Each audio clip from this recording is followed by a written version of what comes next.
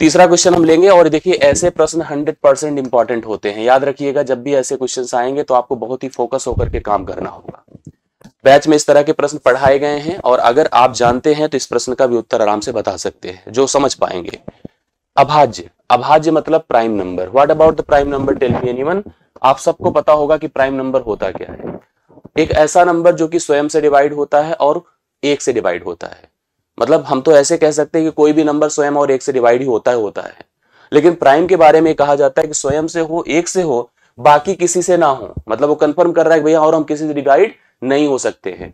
हम इसके बारे में बताते हैं केवल इसके दो गुणनखंड होते हैं, केवल दो गुणनखंड होते हैं, गुणनखंड होते हैं having only two factor, only two factor. इसके पास केवल दो गुणनखंड होते हैं तो वही नंबर आपका क्या है, प्राइम नंबर है। स्टार्टिंग अगर की जाए तो स्टार्टिंग इसकी कहां से होती है मैं आपको बता दूं। एक बहुत ही क्रिटिकल नंबर जो बहुत आसान भी होता है, वो इवन होता है, दो से होती है। Then after 3, 5, 7, 11, 13, 17, 19 they are the prime number. ये सब प्राइम नंबर होते हैं जो खुद से कटते, एक से कटते और इनके एक केवल दो गुणनखंड होते, ना एक, ना दो से कम, ना दो से ज्यादा। याद रखिएगा the prime number having only two factor, not more than two, not less than two. ठीक है, ना दो से कम करी। जैसे इसके बारे में कंफ्यूजन आती है, सर व्हाट अबाउट वन, एक क्या है, जिसका भी एक ही गुणनखंड मतलब खुद है और एक है, लेकिन it have only one factor. अगर इसके पास एक फैक्टर है तो हमारा प्राइम नहीं हो सकता है। तो प्राइम की स्टार्टिंग कहां से होती है, दो से होती है। अब इनके बारे में कुछ इंफॉर्मेशन दी गई हैं, इनको समझते हैं, जानते हैं। इसने लिखा एक सम संख्या है। देखो सम संख्या तो है बट क्या सभी सम है, नो, ये गलत हो जाएगा। मतलब सम तो है बट सभी सम है, नो, सभी सम नहीं होते हैं। एक विषम, देखो विषम तो सब है, अगर दो को छोड़ दो तो सब विषम है, बट एक दो भी तो है जो कि इवन है, सम है, ये भी काट दीजिए।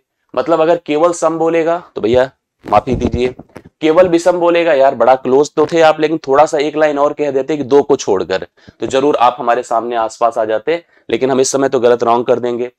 एक संयुक्त, संयुक्त मतलब कंपोजाइट नंबर। कंपोजाइट नंबर क्या होते हैं, जो अदर देन प्राइम होते हैं। जैसे इसके और उसके बीच यही एक कंट्राडिक्शन होता है।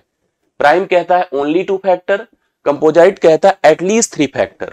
जो कंपोजाइट होता है जिसको आप संयुक्त संख्या कहते हैं, इसको हम भाज्य संख्या भी कहते हैं, कंटेनिंग एटलीस्ट थ्री फैक्टर। इसके पास क्या होते हैं, एटलीस्ट थ्री फैक्टर, मतलब कम से कम तीन गुणनखंड हो।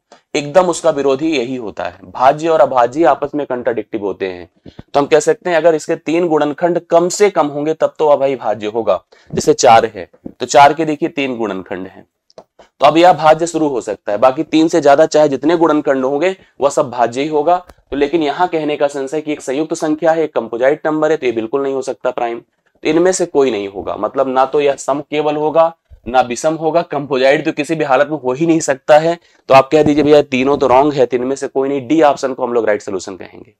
मेरी बात समझ रहे हैं।